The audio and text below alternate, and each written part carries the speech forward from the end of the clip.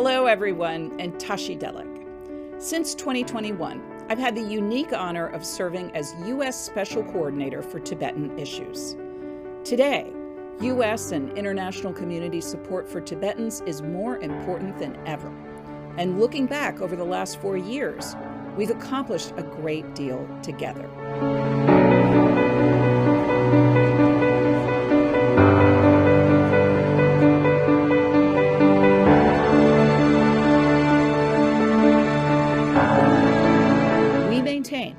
That a negotiated agreement is the best hope for long-term stability in the region, and we continue to urge the PRC to resume dialogue with His Holiness the Dalai Lama or his representatives without preconditions.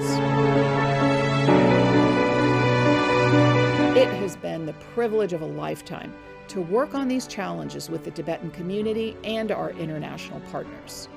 But until meaningful autonomy is reached, until Tibetans everywhere are free to exercise their fundamental freedoms, until Tibetans can practice their faith, language, and traditions freely, our work together remains unfinished. We will continue to strive for a better future for Tibetans and for all.